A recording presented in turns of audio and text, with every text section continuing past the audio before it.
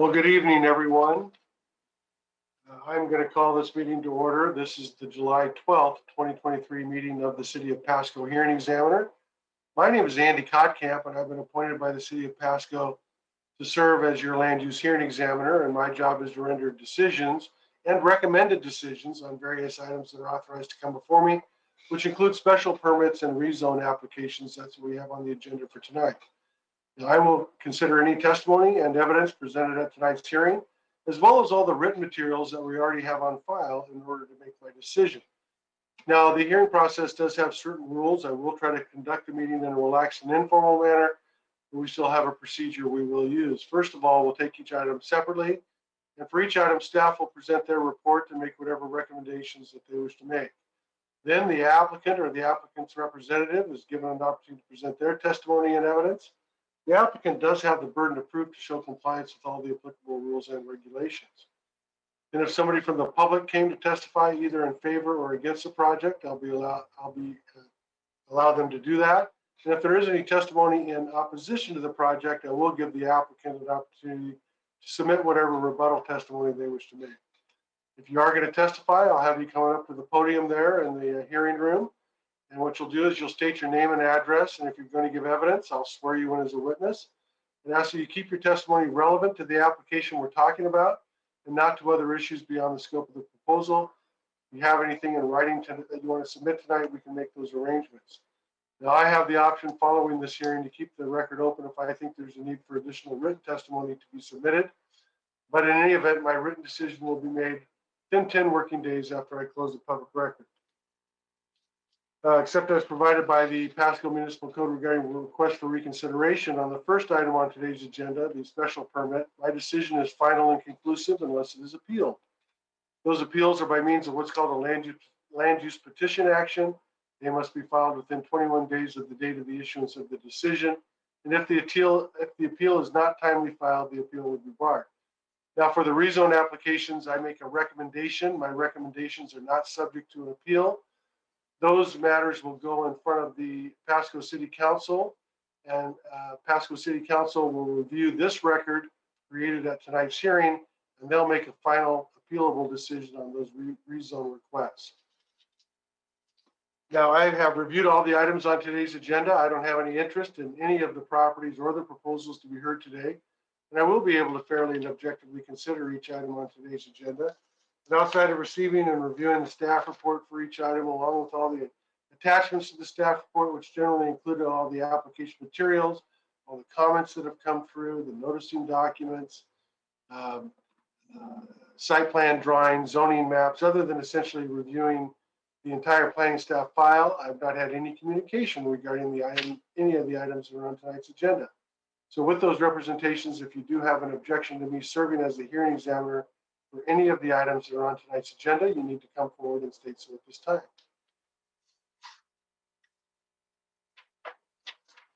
All right, not seeing any movement, so I'm going to turn to the first item on today's agenda. This is the special permit matter that we're going to hear tonight.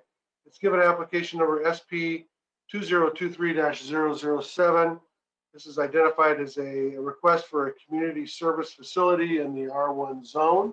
I'm going to admit into the record the staff report, the application materials, the noticing documents, all the comments that have come through, all the email correspondence that has been submitted, that has been generated between the applicant's representatives and the city, the zoning maps, the photographs. I'll admit all those items. Indeed, I will admit the entire planning staff file into the record at this time by this reference.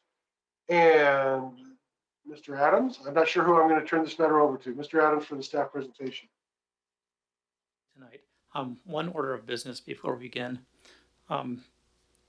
We have item number 2 on our agenda that has been withdrawn, and I just want to make sure that there are the people who are here are not waiting for that item. How many people are here for Victory Outreach? Anybody? Okay, I guess we're good to go. So this is Master File SP 2023-007, Christopher Patterson, care of Breakthrough Inc. This is the Breakthrough Inc. Community Service Facility Level 2 in an R1 low-density residential zoning district application.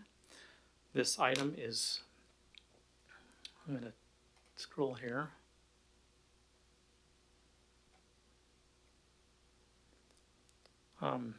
This property is located at 6304 Bulldog Lane, parcel 116180062. As you can see on the map, it's adjacent Leopold Lane to the north, or Leopard Lane to the north, and adjacent Road 60 to the west. The property is zoned R1 and contains approximately 0.19 acres. Applicant has proposed to locate a Breakthrough Inc. Community Service Facility Level 2 at this address. Public notice of this hearing was sent to property owners within 300 feet of the property and posted in the Tri-City Herald on June 21st, 2023.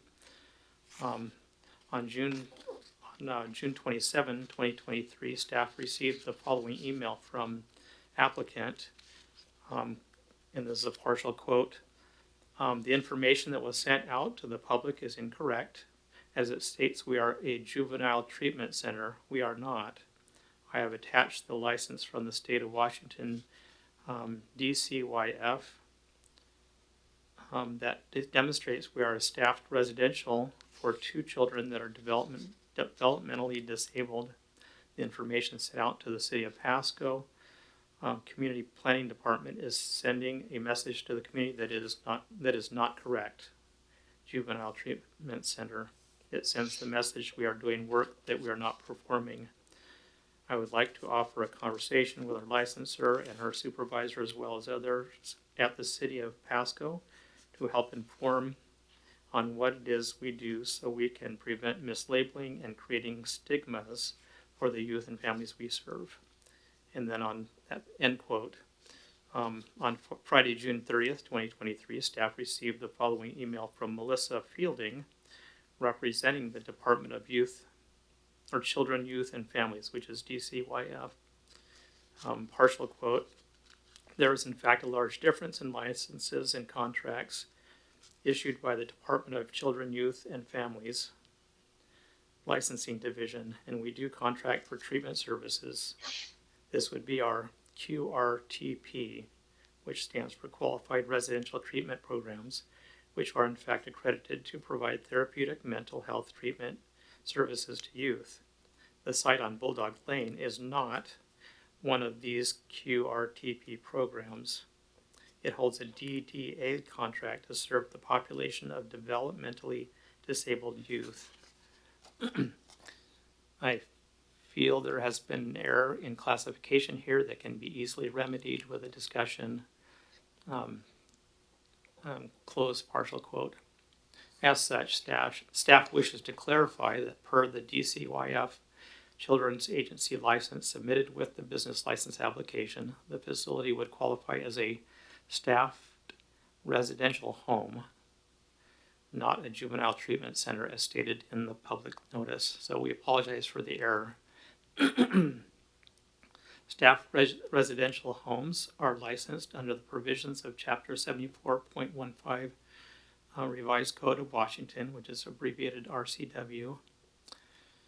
Per that code, Section 110-145-0305, staffed residential home means a licensed facility that provides 24-hour care to 6 or fewer children who require more supervision than can be provided in a foster home. Per the Washington Administrative Code, which is abbreviated WAC, 110-145-1355, SRH operators are responsible for obtaining a certificate of occupancy and for following all local and state regulations, such as zoning regulations. On Monday, June 26, 2023, staff requested information from applicant as follows. Approximately how many people would reside or work in the breakthrough facility? And on that same day, applicant responded to staff as follows, and I quote, it would have a total of 2 clients, a total of 8 to 10 staff. This staff do not all work at the same time, end quote. Pasco Municipal Code 25-185.170, subsection 2, parking requirements for a community service facility is 1 space for each 3 beds, plus 1 space for each 2 employees. So a facility with 2 clients and a total of 8 to 10 staff could require up to 6 parking spaces. However, on Tuesday, July 11, 2023, staff received the following clarifying email message from Casey Clifton, attorney at law, representing Breakthrough LLC. Partial quote, I've reviewed the attached hearing examiner's packet and generally find the contents acceptable and correct, except for the issue regarding parking. The report incorrectly notes that the maximum number of staff on site and therefore the number of required parking spaces. Specifically, the report notes that not all staff will be on site at the same time, yet attributes parking spots as if that was to occur. Staff work 8-hour shifts, and there will not be an occurrence in which 6 parking spots will be required unless family is visiting, which would most likely occur during daytime hours. The home would need no more than 2 or 3 parking spots. So these 2 responses, Mr. Patterson's statement that there would be 8 to 10 staff, this staff do not work all at the same time, that's a quote, and Mr. Clifton's statement, the home would need no more than 2 or 3 parking spots, unquote, still leave staff with an imprecise maximum number of employees that would be on site at any given time. As such, staff recommends to the hearing examiner that condition 2 be clarified by adding the following verbiage to the end of condition 2.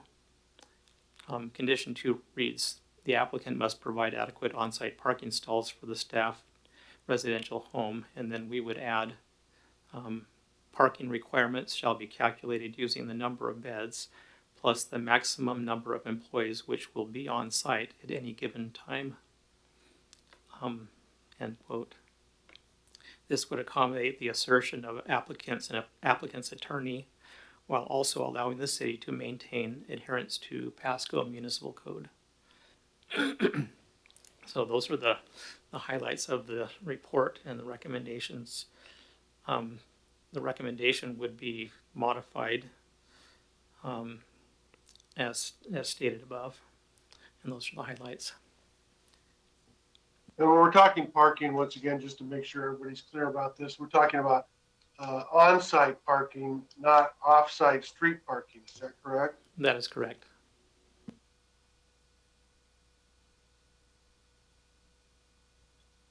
All right. Well, thank you very much for your presentation and those additional materials that were sent today, Mr. Adams. I do not have any further questions of staff. Is the applicant ready to proceed, or the applicant's representative?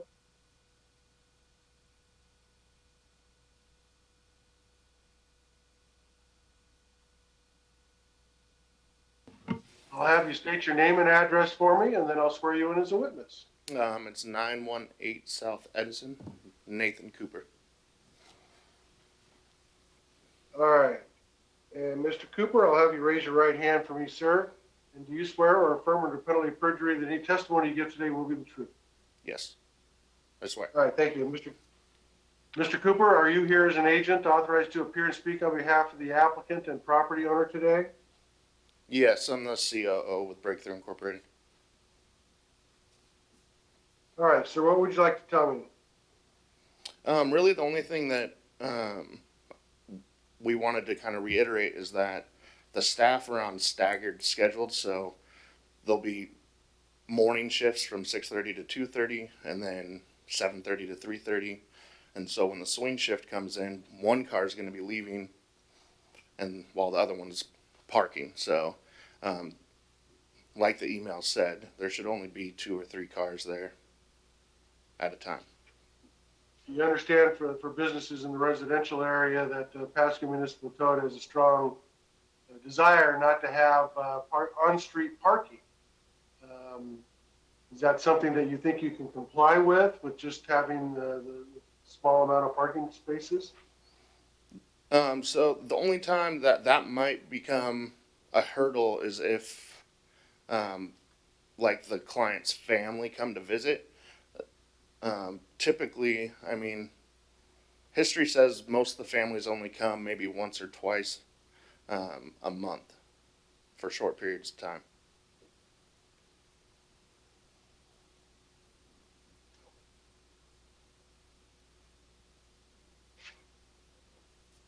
Is there room on the property to create, let's just throw a number out, to create 5 parking spots? No, the most we could do is if we let the staff park in the garage, which at our other programs we don't typically do. But if we open the garage to the staff, then we would have a total of 4. That 2 in the garage, 2 in the driveway.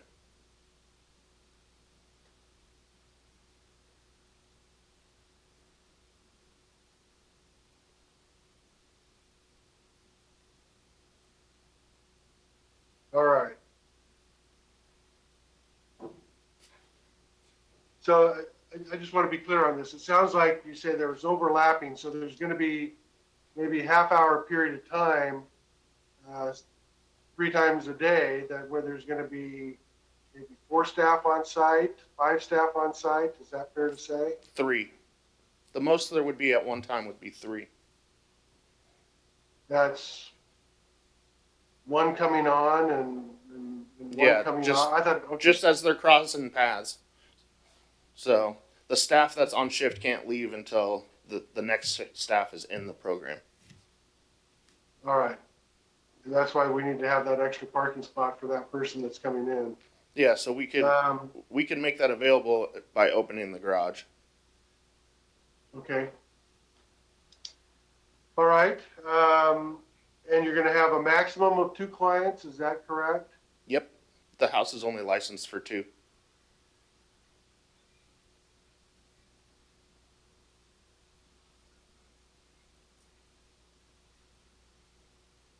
And I'm not trying to make judgments here, but from the sound of it, it sounds like your clients will not be driving cars or bringing cars to the site, or am I incorrect on that? No, they're not capable of driving. All right. I just wanted to make sure that that was on the record. Yep. I don't mean to linger on that at all. Mr. Cooper, is there anything else you'd like to add from the applicant? Nope, that's it. All right. Well, thank you very much for coming in. I'm going to turn this matter over to the public now. And then if there's any testimony in opposition, Mr. Cooper, I'll give you a chance to come back up. All right, I appreciate it. Thank you. So if there's any member of the public that wishes to testify, you can come on up now to the podium and I'll have you state your name and address for me. And I am not seeing anybody moving. So, Mr. Adams, is there anything further from staff? No, sir. All right, Mr. Cooper, what I'm going to do is I am going to close the public record portion of the hearing, and I will have a written decision then made within the next 10 working days. Thank you very much for coming out. The next 3 items are all rezone applications. And the first one is given application number Z2023-002.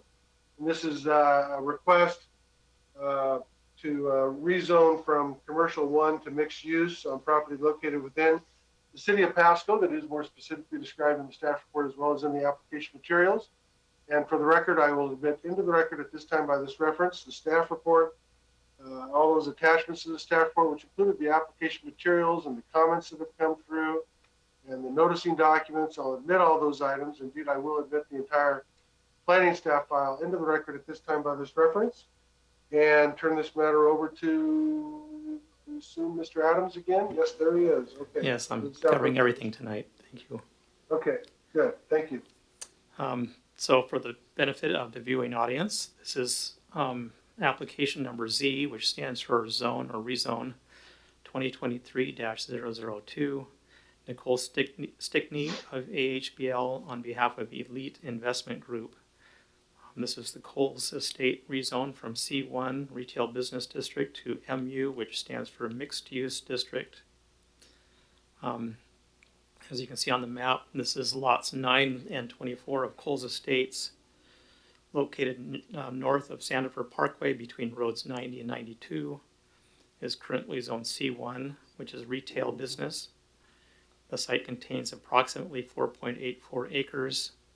Applicant wishes to rezone it from C1 to mixed use. Public notice of this hearing was sent to property owners within 300 feet of the property and posted in the Tri-City Herald on 21 June 2023. The site is vacant. It was annexed into the city in 1982 under Ordinance 2388 and assigned RT residential transition zoning as part of that annexation. It was rezoned in 2007 to C1 and has remained C1 to present.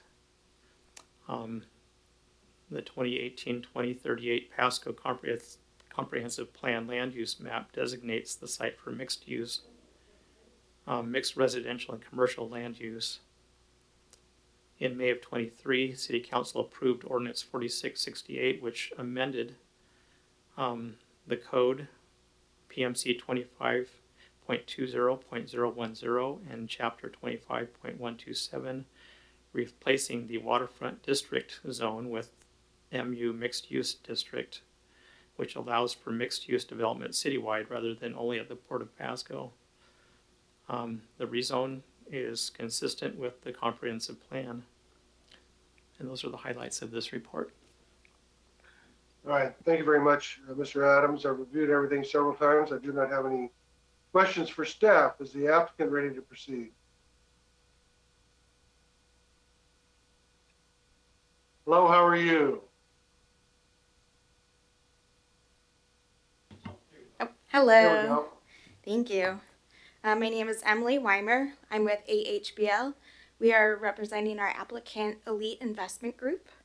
Our address All right, is go ahead. Our address is 5804 Road 90, Suite H. We are actually on this map. We're right north of the proposal site. All right, how do you spell your last name, please? Weimer. All right, want to make sure I got that right. And would you raise your right hand for me? And do you swear or affirm or depend on perjury that any testimony you give today will be the truth? Yes. All right, thank you. And you are an agent here authorized to appear and speak on behalf of the property owner and applicant, is that correct? Yes. And now, what would you like to tell me? Okay, well, first I'd like to thank staff for their support throughout this entire process, including getting that code amendment through and then through the this application process. Basically, we want to open up the uses of the site to be used more widely as directed by the city's comprehensive plan. This is a pretty straightforward application.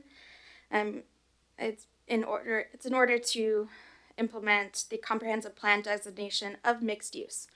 At that time of adoption, there was no applicable zoning code for mixed use. And as of May, there is, so we are applying to get that zoning district applied to these two lots. And I did want to point out the SEPA DNS has not been issued. The staff report did say that it was, and I just wanted to point that out that it has not been issued yet. And then I also wanted to point out we had a few concerns on our team about the availability of information. Since it is a recent ordinance, this is pretty much a new zoning district, and it is not available on the city's website. It was adopted, the ordinance in May, Ordinance 4668, and staff has said that the codifier is behind in schedule, so unfortunately the public cannot access that information as easily as we would like. We want to make sure our application is transparent. We want to be fair brokers, providing the public with all the information they can possibly need. So if it seems prudent to staff or the hearing examiner, we suggest if you are able to put up the new code on the website, you could leave the public comment period open for this week. As an applicant, I'm not aware if anyone from the public has reached out and asked for the code or noticed that it's not online yet. But we wanted to point that out, that it's not available on the city's website yet because the codifier is running behind. So just full transparency. Pretty straightforward request in order to implement the city's adopted comprehensive plan. Thank you. All right, thank you very much. We'll turn it over to the public now. Did any member of the public come to speak on this matter? All right, not seeing any movement. Is there anything further from staff? One brief comment. I can make that ordinance more readily available. You can email me at adamsj@pasco-wa.gov. Or you can go to our website. You can call me on the phone and I can walk you through the website and help you find the ordinance. There's an ordinance clearinghouse on our website that you can look at that. I apologize for not including that in the staff report packet. All right, well, I'm not sure that that was required, but at this point, I'm not going to keep the record open if there's a request to reopen the hearing based upon somebody timely making that request after reviewing the code. I'll certainly entertain that, but at this time, I'm going to close the public record portion of this hearing and again have a written decision, recommended decision in this case, ready to be made within the next 10 working days. Turn to the next item on today's agenda. This is also a rezone request. This is given application number Z2023-003, and this is a request to rezone from RS1 to an R3 zone. Property located here within city of Pasco, on property that's more specifically described in the staff report, as well as in the application materials. For the record, I will admit into the record at this time by this reference, the staff report, those application materials, the zoning maps that have come through, the site plan, the site photographs. I'll admit all those items. Indeed, I will admit the entire planning staff file into the record at this time by this reference and turn this matter over to Mr. Adams for the staff presentation. Thank you, Mr. Examiner. Again, for the benefit of our viewing audience, this is file number Z, which stands for Rezone 2023-003, P&R Construction LLC.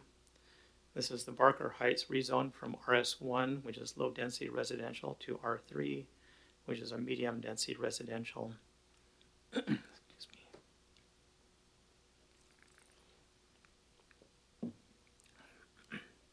The site is Lot 2 and a portion of Lot 3 of Short Plat 2020-22, which is parcel 115-180-075, located along the west side of Broadmoor Boulevard, approximately 1,300 feet north of Burns Road, as you can see on the map there. The site contains approximately 34.61 acres. Applicant wishes to rezone it from RS1 to R3. Public notice of this hearing was sent to property owners within 300 feet of the property and posted in the Tri-City Herald on 21 June 2023. As you can tell, the site is vacant. It was annexed into the city in 2017 under Ordinance 4330, and it was assigned RS1 zoning in conjunction with the annexation. In April 2023, the city approved Ordinance 4651, changing the comprehensive plan land use designation of the site from low density residential to medium density residential. The medium density residential designation of the comprehensive plan land use map allows for R2 through R4 and RP zoning. Development in the medium density residential area may include single family dwellings, patio homes, townhouses, apartments, and condominiums at a density of 6 to 20 dwelling units per acre. And those are the highlights of staff's report. All right, thank you very much. Your materials were very concise and clear, and I understand the project, so I don't have any questions of staff. Is the applicant ready to proceed?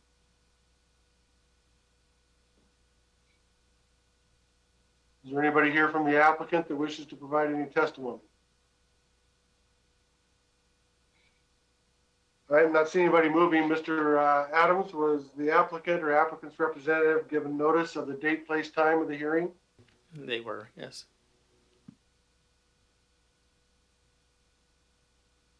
All right, thank you. Did anybody from the public come to testify?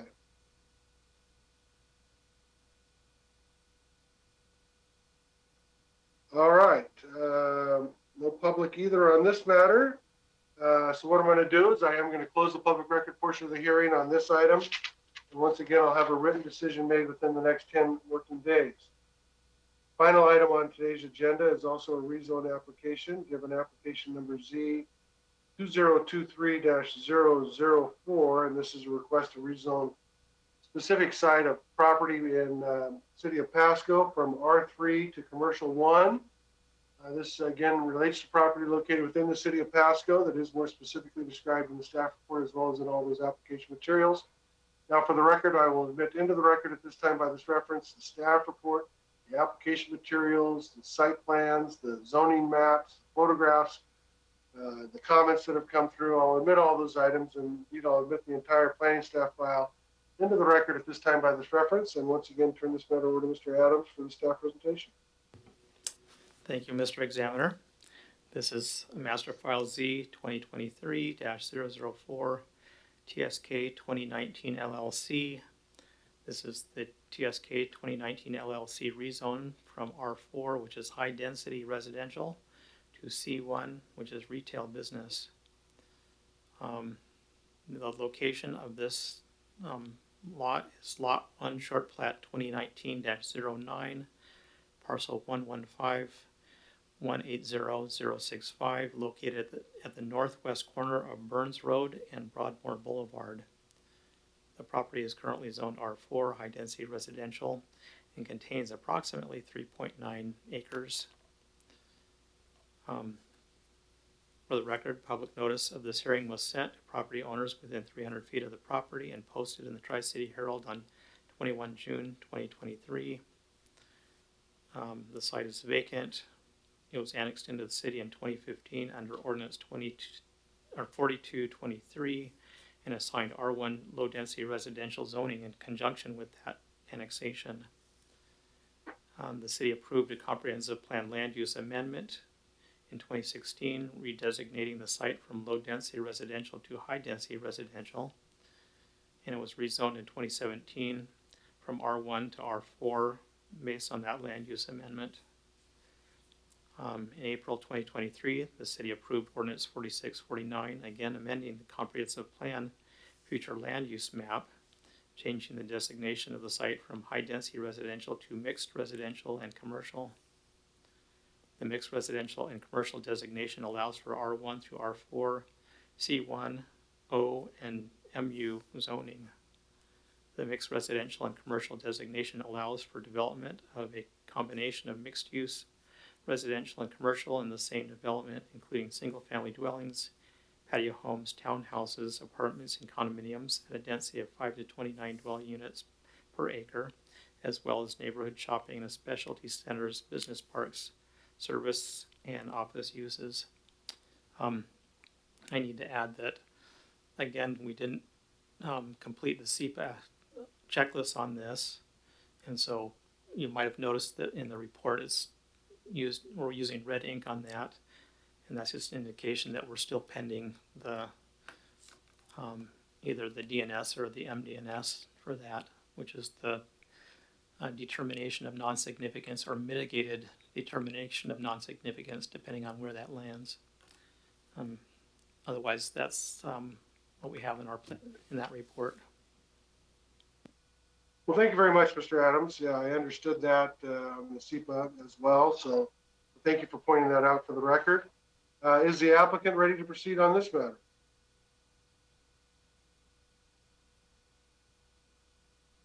Good evening, sir. I'll have you state your name and address for me, please. Good evening, Mr. Examiner. My name is Rick Simon, planning consultant, address 98402 North Arrington Road, West Richland. I'm here speaking on behalf of TSK 2019 LLC. All right. Mr. Simon, I'll have you raise your right hand for me. And do you swear or affirm under penalty of perjury that any testimony you give today will be the truth? I do. All right, thank you very much. And you've indicated you're here as an agent authorized to appear and speak on behalf of the applicant and property owner, correct? That is correct. And you've had a chance to review the staff report?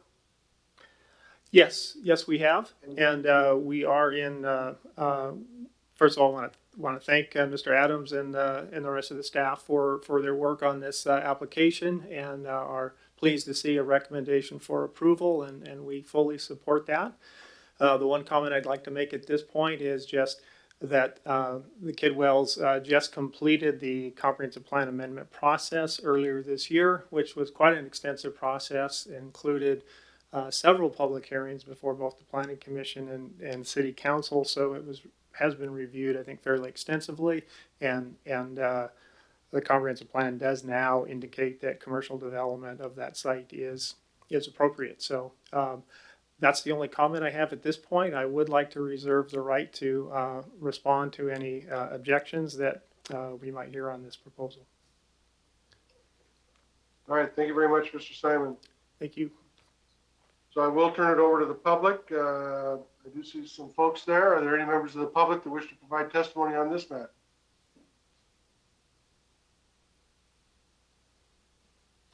Thank you. I'll have you state your name and address for me, please. My name is Deborah Parsons, 9903 Silverbright Drive, Pasco, Washington. All right, could you raise your right hand for me, please? Do you swear or affirm under penalty of perjury that any testimony you give tonight will be the truth? Yes. All right, thank you. And what would you like to tell me? I am here because I actually live within the 300 feet of this parcel. It is my assertion that unless your home is located within this 300 feet, that you have no idea of the reality we live in every day and how this rezone will affect us. When I bought my home in the Columbia Terrace subdivision in 2018, all the land around me was zoned as residential, and I was going to be a part of a residential community. I feel the quiet residential community that I bought into is being zoned out of existence. There are three points that I'd like to bring out that I saw in the report. This rezone will not help reduce dependency on vehicle traffic on Broadmoor. Broadmoor Boulevard is already not safe for pedestrian and bicycle traffic. When I have to walk on the sidewalk along Broadmoor, the traffic has so many semi-trucks and other vehicles that speed through here, I feel like I'm risking my life. No one will want to walk or bike to this business. The demand for community services is not already present. There is no rising up of residents demanding services in this area. I am happy to go to Road 68 for my shopping needs. I get better prices at Walmart and do not pay inflated prices found at convenience stores. I go to Costco for gasoline when I'm in Kennewick, no problem. There is also this type of business already on Broadmoor Boulevard. The effect of this rezone on the immediate vicinity will be materially detrimental. We do not want a commercial business here, especially one that will be open 24 hours a day, 365 days a year, right in our living space. Also, if this type of business goes in, that the Kidwells are proposing a gas station convenience store, toxic chemicals will be released into the air we breathe. How detrimental do you think this will be for us who live here? Mr. Hearing Examiner, when you make your decision, I respectfully ask that you remember those of us who actually live within 300 feet of this parcel. We have families with retired folks, school-aged children, toddlers, and infants. All we are asking is to live in a quiet and safe residential community. Please reject this rezone application. Thank you. All right, thank you very much for coming out tonight. I appreciate that. Is there any other member of the public that came to testify on this matter?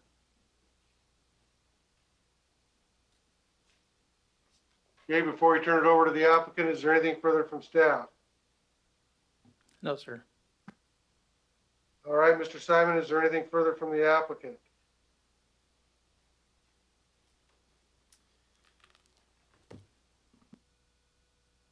Yes, thank you, Mr. Examiner.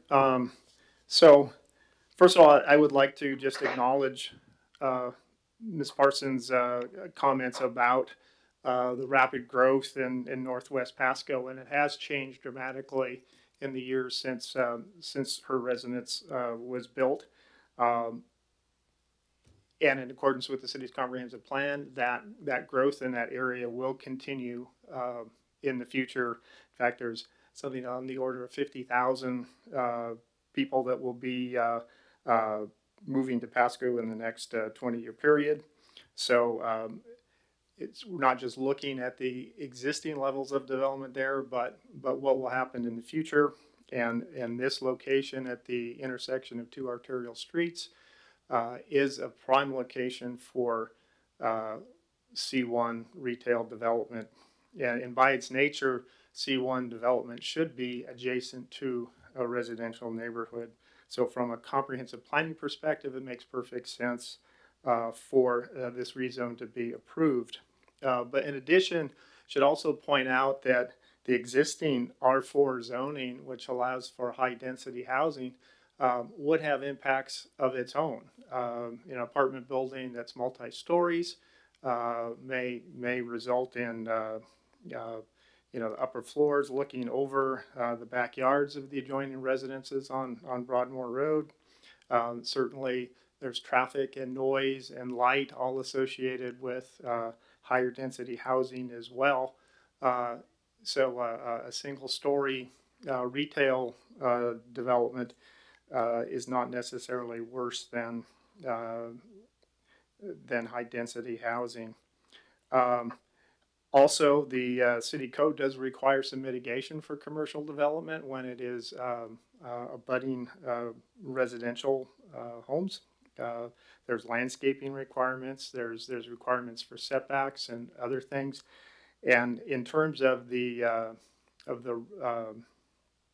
road, again, the comprehensive plan does call for improvements to that intersection, and as development occurs within that area, there will be signalization, I believe, at that intersection and increased traffic. So there and neighborhood commercial services are going to provide maybe not an elimination of traffic trips, but they will shorten those trips where people can just go from home to a short distance away to obtain their commercial services. So the final comment about the toxic chemicals that are released in the air by a gas station. I think there's probably more emissions that would come from the traffic on Burns and Broadmoor roads than would be evident from any odors that might come from a gas station. And I would also point out that there's certainly adequate state regulations to ensure the appropriate and responsible development of a fuel station. So I think at this point that summarizes my comments, and thank you for your consideration. All right, thank you very much for your time, Mr. Simon. What I'm going to do now, folks, is I am going to close the public record portion of this hearing as well.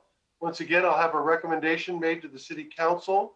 City Council will be the entity that will make the final and appealable decision in this matter. So there are no other items that are on tonight's agenda. I do appreciate everybody that came out tonight for the hearing. With that, I'm now going to adjourn this July 12, 2023 meeting of the Pasco Hearing Examiner. Everybody have a nice evening. Thank you very much. This meeting is adjourned.